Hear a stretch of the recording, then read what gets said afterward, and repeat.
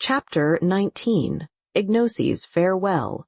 10 days from that eventful morning found us once more in our old quarters at Loo, and, strange to say, but little the worse for our terrible experience.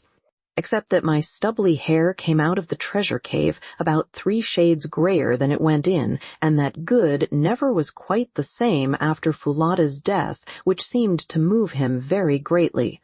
I am bound to say, looking at the thing from the point of view of an oldish man of the world, that I consider her removal was a fortunate occurrence, since otherwise complications would have been sure to ensue. The poor creature was no ordinary native girl, but a person of great, I had almost said stately, beauty, and of considerable refinement of mind. But no amount of beauty or refinement could have made an entanglement between Good and herself a desirable occurrence. For, as she herself put it, can the sun mate with the darkness, or the white with the black? I need hardly state that we never again penetrated into Solomon's treasure chamber. After we had recovered from our fatigues, a process which took us 48 hours, we descended into the great pit in the hope of finding the hole by which we had crept out of the mountain, but with no success. To begin with, rain had fallen and obliterated our spoor, and what is more, the sides of the vast pit were full of ant-bear and other holes. It was impossible to say to which of these we owed our salvation. Also, on the day before we started back to Loo, we made a further examination of the wonders of the stalactite cave, and, drawn by a kind of restless feeling, even penetrated once more into the chamber of the dead.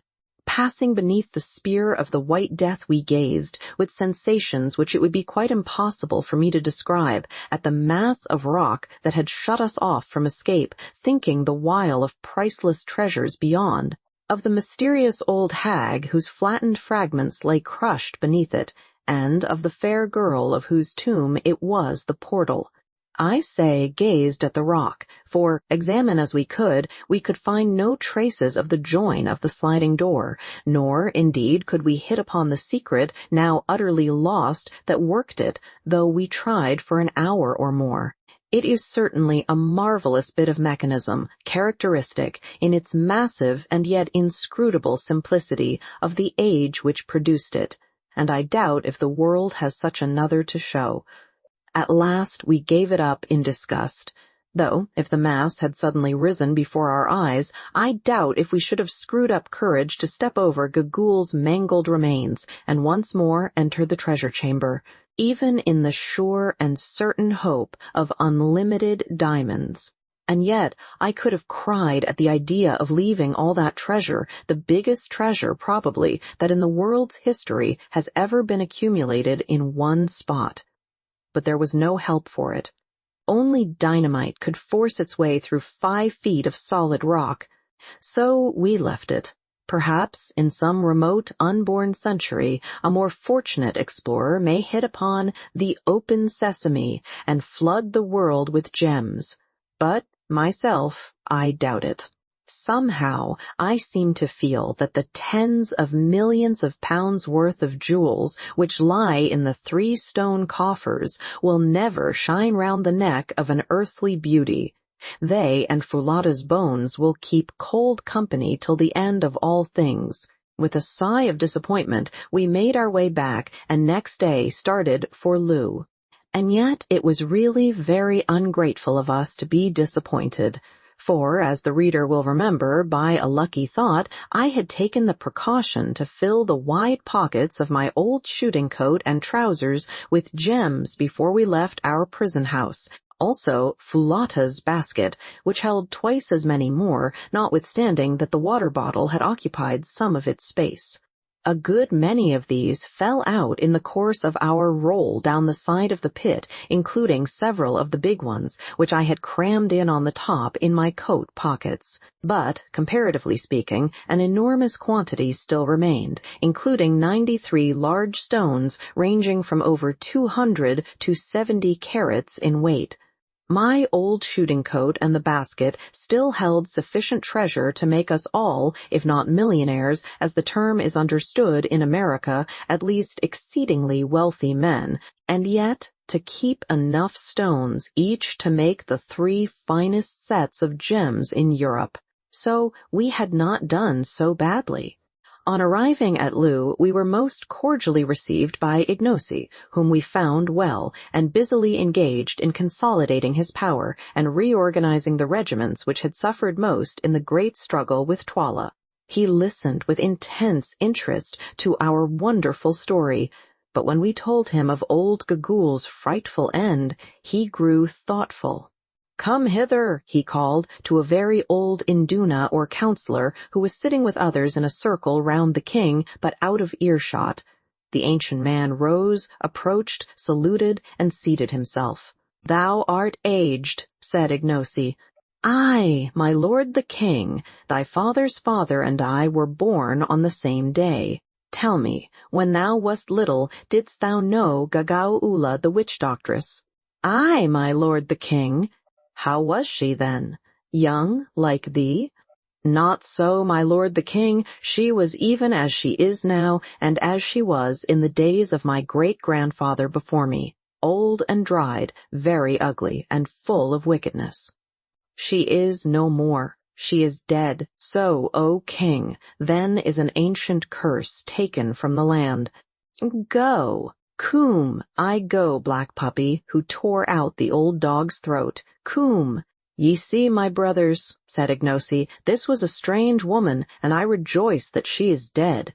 She would have let you die in the dark place, and mayhap afterwards she had found a way to slay me, as she found a way to slay my father, and set up Twala, whom her black heart loved, in his place. Now go on with the tale. Surely there never was its like." After I had narrated all the story of our escape, as we had agreed between ourselves that I should, I took the opportunity to address Ignacy as to our departure from Kukuanaland. "And now, Ignacy," I said, "the time has come for us to bid thee farewell and start to see our own land once more. Behold, Ignacy, thou camest with us a servant, and now we leave thee a mighty king. If thou art grateful to us, remember to do even as thou didst promise, to rule justly, to respect the law, and to put none to death without a cause. So shalt thou prosper. Tomorrow at break of day, Ignacy, thou wilt give us an escort who shall lead us across the mountains. Is it not so, O king?" Ignacy covered his face with his hands for a while before answering. "My heart is sore," he said at last. "Your words split my heart in twain. What have I done to you, Incubu, Macumazahn, and Bugwan, that ye should leave me desolate? Ye who stood by me in rebellion and in battle, will ye leave me in the day of peace and victory? What will ye, wives? Choose from among the maidens a place to live in. Behold, the land is yours as far as ye can see, the white man's houses. Ye shall teach my people how to build them. Cattle for beef and milk? Every married man shall bring you an ox or a cow. Wild game to hunt? Does not the elephant walk through my forests and the river horse sleep in the reeds? Would ye make war? My impies, wait your word. If there is anything more which I can give, that will I give you." "Nay, Ignacy, we want none of these things," I answered. "We would seek our own place." "Now do I learn," said Ignacy bitterly, and with flashing eyes, "that ye love the bright stones more than me, your friend. Ye have the stones. Now ye would go to Natal and across the moving black water and sell them, and be rich, as it is the desire of a white man's heart to be.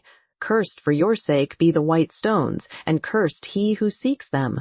Death shall it be to him who sets foot in the place of death to find them. I have spoken. White men, ye can go." I laid my hand upon his arm. "Ignacy," I said, "tell us, when thou didst wander in Zululand and among the white people of Natal, did not thine heart turn to the land thy mother told thee of, thy native place, where thou didst see the light and play when thou wast little, the land where thy place was?" It was even so, Macumazahn. In like manner, Ignosi, do our hearts turn to our land and to our own place. Then came a silence. When Ignosi broke it, it was in a different voice. I do perceive that now, as ever, thy words are wise and full of reason, Macumazahn. That which flies in the air loves not to run along the ground. The white man loves not to live on the level of the black, or to house among his kraals. Well, ye must go, and leave my heart sore, because ye will be as dead to me, since from where ye are no tidings can come to me. But listen, and let all your brothers know my words. No other white man shall cross the mountains, even if any man live to come so far. I will see no traders with their guns and gin. My people shall fight with the spear and drink water like their forefathers before them. I will have no praying men to put a fear of death into men's hearts, to stir them up against the law of the king and make a path for the white folk who follow to run on. If a white man comes to my gates, I will send him back. If 100 come, I will push them back. If armies come, I will make war on them with all my strength, and they shall not prevail against me. None shall ever seek for the shining stones, no, not an army, for if they come, I will send a regiment and fill up the pit and break down the white columns in the caves and choke them with rocks, so that none can reach even to that door of which ye speak, and whereof the way to move it is lost. But for you three, Incubu, Macumazahn, and Bugwan, the path is always open. For behold, ye are dearer to me than aught that breathes. And ye would go. Infadus, my uncle, and my Induna shall take you by the hand and guide you with a regiment. There is, as I have learned, another way across the mountains that he shall show you. Farewell, my brothers, brave white men. See me no more, for I have no heart to bear it. Behold, I make a decree, and it shall be published from the mountains to the mountains. Your names, Incubu, Macumazahn, and Bugwan, shall be Lonipa, even as the names of dead kings, and he who speaks them shall die. So shall your memory be preserved in the land forever. Go now, ere my eyes rain tears like a woman's. At times as ye look back down the path of life, or when ye are old and gather yourselves together to crouch before the fire, because for you the sun has no more heat, ye will think of how we stood shoulder to shoulder in that great battle which thy wise words planned, Macumazahn, of how thou wast the point of the horn that galled Twala's flank, Bogwan, whilst thou stood in the ring of the greys, Incubu, and men went down before thine axe like corn before a sickle, aye, and of how thou didst break that wild bull Twala's strength and bring his pride to dust. Fare ye well forever, Incubu, Macumazahn, and Bugwan, my lords and my friends. Ignosi rose and looked earnestly at us for a few seconds. Then he threw the corner of his kaross over his head so as to cover his face from us. We went in silence. Next day at dawn, we left Loo, escorted by our old friend Infidus, who was heartbroken at our departure, and by the regiment of buffaloes. Early as was the hour, all the main street of the town was lined with multitudes of people, who gave us the royal salute as we passed at the head of the regiment, while the women blessed us for having rid the land of Twala, throwing flowers before us as we went. It was really very affecting, and not the sort of thing one is accustomed to meet with from natives. One ludicrous incident occurred, however, which I rather welcomed, as it gave us something to laugh at. Just before we reached the confines of the town, a pretty young girl, with some lovely lilies in her hand, ran forward and presented them to Good. Somehow they all seemed to like Good. I think his eyeglass and solitary whisker gave him a fictitious value, and then said that she had a boon to ask. "Speak on," he answered. "Let my lord show his servant his beautiful white legs, that his servant may look upon them and remember them all her days, and tell of them to her children. His servant has traveled 4 days' journey to see them, for the fame of them has gone throughout the land. "I'll be hanged if I do," exclaimed Good excitedly. "Come, come, my dear fellow," said Sir Henry, "you can't refuse to oblige a lady." "I won't," replied Good obstinately. "It is positively indecent." However, in the end, he consented to draw up his trousers to the knee, amidst notes of rapturous admiration from all the women present, especially the gratified young lady, and in this guise he had to walk till we got clear of the town. Good's legs, I fear, will never be so greatly admired again. Of his melting teeth, and even of his transparent eye, the Kukuanas wearied more or less, but of his legs, never. As we traveled, Infadus told us that there was another pass over the mountains to the north of the one followed by Solomon's Great Road, or rather, that there was a place where it was possible to climb down the wall of cliff which separates Kukuanaland from the desert and is broken by the towering shapes of Sheba's breasts. It appeared also that rather more than 2 years previously a party of Kukuana hunters had descended this path into the desert in search of ostriches, whose plumes are much prized among them for war head dresses, and that, in the course of their hunt, they had been led far from the mountains and were much troubled by thirst. Seeing trees on the horizon, however, they walked towards them and discovered a large and fertile oasis, some miles in extent and plentifully watered. It was by way of this oasis that Infadus suggested we should return, and the idea seemed to us a good one, for it appeared that we should thus escape the rigors of the mountain pass. Also, some of the hunters were in attendance to guide us to the oasis, from which, they stated, they could perceive other fertile spots far away in the desert. Traveling easily, on the night of the 4th day's journey, we found ourselves once more on the crest of the mountains that separate Kukuanaland from the desert, which rolled away in sandy billows at our feet, and about 25 miles to the north of Sheba's breasts. At dawn on the following day, we were led to the edge of a very precipitous chasm by which we were to descend the precipice and gain the plain 2,000 and more feet below. Here we bade farewell to that true friend and sturdy old warrior, Infadus, who solemnly wished all good upon us and nearly wept with grief. "Never, my lords," he said, "shall mine old eyes see the like of you again. Ah, the way that Incubu cut his men down in the battle! Ah, for the sight of that stroke with which he swept off my brother Twala's head! It was beautiful, beautiful! I may never hope to see such another, except perchance in happy dreams." We were very sorry to part from him. Indeed, Good was so moved that he gave him as a souvenir, what do you think? An eyeglass. Afterwards we discovered that it was a spare one. Infadus was delighted, foreseeing that the possession of such an article would increase his prestige enormously, and after several vain attempts he actually succeeded in screwing it into his own eye. Anything more incongruous than the old warrior looked with an eyeglass I never saw. Eyeglasses do not go well with leopard skin cloaks and black ostrich plumes. Then, after seeing that our guides were well laden with water and provisions, and having received a thundering farewell salute from the buffaloes, we wrung Infadus by the hand and began our downward climb. A very arduous business it proved to be, but somehow that evening we found ourselves at the bottom without accident.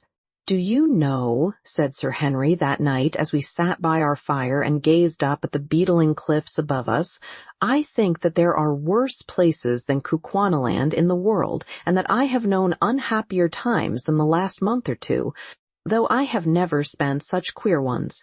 Eh, you fellows? I almost wish I were back," said Good with a sigh. As for myself, I reflected that all's well that ends well. But in the course of a long life of shaves, I never had such shaves as those which I had recently experienced. The thought of that battle makes me feel cold all over, and as for our experience in the treasure chamber— Next morning we started on a toilsome trudge across the desert, having with us a good supply of water carried by our 5 guides, and camped that night in the open, marching again at dawn on the morrow. By noon of the third day's journey, we could see the trees of the oasis of which the guides spoke, and within an hour of sundown we were walking once more upon grass and listening to the sound of running water. Chapter 20. Found. And now I come to perhaps the strangest adventure that happened to us in all this strange business, and one which shows how wonderfully things are brought about. I was walking along quietly, some way in front of the other two, down the banks of the stream which runs from the oasis till it is swallowed up in the hungry desert sands, when suddenly I stopped and rubbed my eyes, as well I might. There, not 20 yards in front of me, placed in a charming situation, under the shade of a species of fig tree and facing to the stream, was a cozy hut, built more or less on the Kaffir principle with grass and withes, but having a full-length door instead of a bee-hole. What the dickens, said I to myself, can a hut be doing here? Even as I said it, the door of the hut opened, and there limped out of it a white man clothed in skins and with an enormous black beard. I thought that I must have got a touch of the sun. It was impossible. No hunter ever came to such a place as this. Certainly no hunter would ever settle in it. I stared, and so did the other man, and just at that juncture Sir Henry and Good walked up. "Look here, you fellows," I said, "is that a white man, or am I mad?" Sir Henry looked, and Good looked, and then all of a sudden the lame white man with a black beard uttered a great cry and began hobbling towards us. When he was close, he fell down in a sort of faint. With a spring, Sir Henry was by his side. "Great powers!" he cried. "It is my brother George." At the sound of this disturbance, another figure, also clad in skins, emerged from the hut, a gun in his hand, and ran towards us. On seeing me, he too gave a cry.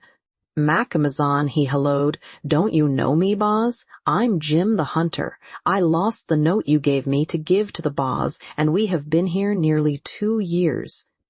And the fellow fell at my feet and rolled over and over, weeping for joy. "You careless scoundrel," I said, "you ought to be well sjambocked, that is, hided." Meanwhile, the man with the black beard had recovered and risen, and he and Sir Henry were pump-handling away at each other, apparently without a word to say. But whatever they had quarreled about in the past, I suspect it was a lady, though I never asked. It was evidently forgotten now. "My dear old fellow," burst out Sir Henry at last, "I thought you were dead. I have been over Solomon's Mountains to find you. I had given up all hope of ever seeing you again, and now I come across you, perched in the desert, like an old Osvirgil." "I tried to cross Solomon's Mountains nearly 2 years ago," was the answer, spoken in the hesitating voice of a man who has had little recent opportunity of using his tongue, "but when I reached here, a boulder fell on my leg and crushed it, and I have been able to go neither forward nor back. Then I came up." "How do you do, Mr. Neville?" I said. "Do you remember me?" "Why," he said, "isn't it Hunter Quatermain, eh, and Good too? Hold on a minute, you fellows, I am getting dizzy again. It is all so very strange, and, when a man has ceased to hope, so very happy." That evening, over the campfire, George Curtis told us his story, which, in its way, was almost as eventful as our own, and, put shortly, amounted to this. A little less than 2 years before, he had started from Sitanda's kraal to try to reach Suleiman's Berg. As for the note I had sent him by Jim, that worthy lost it, and he had never heard of it till today.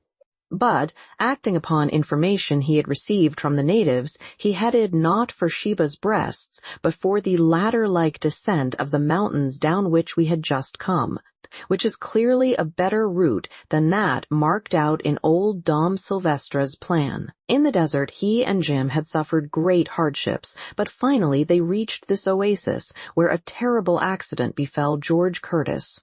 On the day of their arrival, he was sitting by the stream, and Jim was extracting the honey from the nest of a stingless bee, which is to be found in the desert, on the top of a bank immediately above him.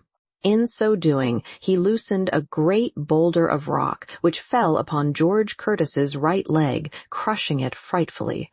From that day he had been so lame that he found it impossible to go either forward or back, and had preferred to take the chances of dying in the oasis to the certainty of perishing in the desert. As for food, however, they got on pretty well, for they had a good supply of ammunition, and the oasis was frequented, especially at night, by large quantities of game, which came thither for water. These they shot, or trapped in pitfalls, using the flesh for food, and, after their clothes wore out, the hides for clothing. And so, George Curtis ended, we have lived for nearly 2 years, like a second Robinson Crusoe and his man Friday, hoping against hope that some natives might come here to help us away, but none have come. Only last night we settled that Jim should leave me and try to reach Sitanda's kraal to get assistance. He was to go tomorrow, but I had little hope of ever seeing him back again. And now you, of all people in the world, you who, as I fancied, had long ago forgotten all about me and were living comfortably in old England, turn up in a promiscuous way and find me where you least expected. It is the most wonderful thing that I have ever heard of, and the most merciful, too. Then Sir Henry set to work and told him the main facts of our adventures, sitting till late into the night to do it. "By Jove," said George Curtis when I showed him some of the diamonds, "well, at least you have got something for your pains, besides my worthless self." Sir Henry laughed. "They belong to Quatermain and Good. It was a part of the bargain that they should divide any spoils there might be." This remark set me thinking, and, having spoken to Good, I told Sir Henry that it was our joint wish that he should take a third portion of the diamonds, or, if he would not, that his share should be handed to his brother, who had suffered even more than ourselves on the chance of getting them.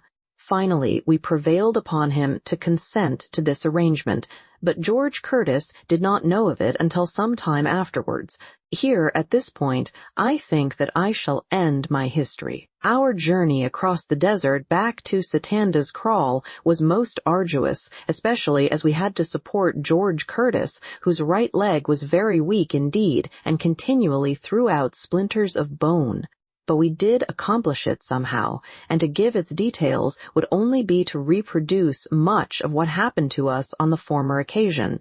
6 months from the date of our re-arrival at Sitanda's, where we found our guns and other goods quite safe, though the old rascal in charge was much disgusted at our surviving to claim them, saw us all once more safe and sound at my little place on the Berea, near Durban, where I am now writing.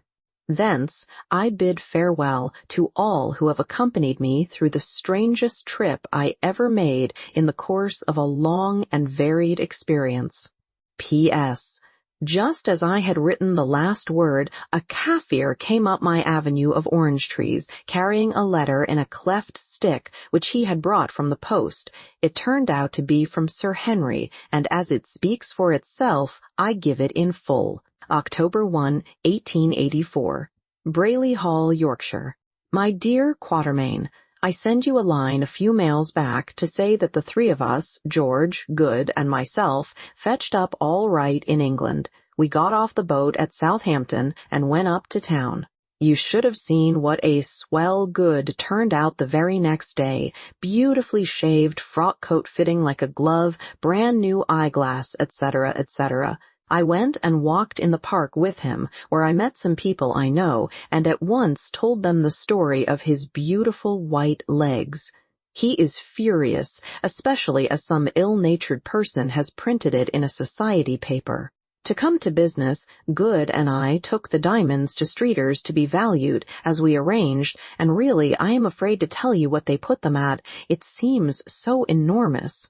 They say that, of course, it is more or less guesswork, as such stones have never to their knowledge been put on the market in anything like such quantities.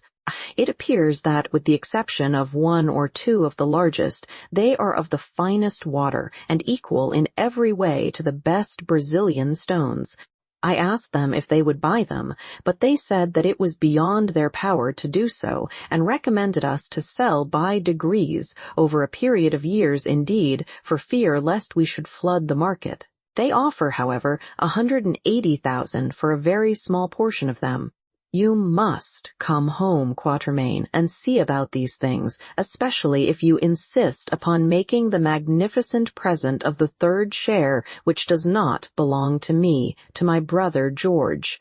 As for Good, he is no good. His time is too much occupied in shaving and other matters connected with the vain adorning of the body. But I think he is still down on his luck about Foulata. He told me that since he had been home, he hadn't seen a woman to touch her, either as regards her figure or the sweetness of her expression. I want you to come home, my dear old comrade, and to buy a house near here. You have done your day's work and have lots of money now, and there is a place for sale quite close which would suit you admirably. Do come. The sooner the better. You can finish writing the story of our adventures on board ship. We have refused to tell the tale till it is written by you, for fear lest we shall not be believed. If you start on receipt of this, you will reach here by Christmas, and I book you to stay with me for that. Good is coming, and George. And so, by the way, is your boy Harry. There's a bribe for you. I have had him down for a week's shooting, and like him. He is a cool young hand. He shot me in the leg, cut out the pellets, and then remarked upon the advantages of having a medical student with every shooting party. Goodbye, old boy. I can't say any more, but I know that you will come, if it is only to oblige. Your sincere friend, Henry Curtis. P.S. The tusks of the great bull that killed poor Kiva have now been put up in the hall here over the pair of buffalo horns you gave me and look magnificent, and the axe with which I chopped off Twala's head is fixed above my writing table. I wish that we could have managed to bring away the coats of chain armor. Don't lose poor Foulata's basket in which you brought away the diamonds. H.C. Today is Tuesday. There is a steamer going on Friday, and I really think that I must take Curtis at his word and sail by her for England, if it is only to see you, Harry, my boy, and to look after the printing of this history, which is a task that I do not like to trust to anybody else. Alan Quatermain.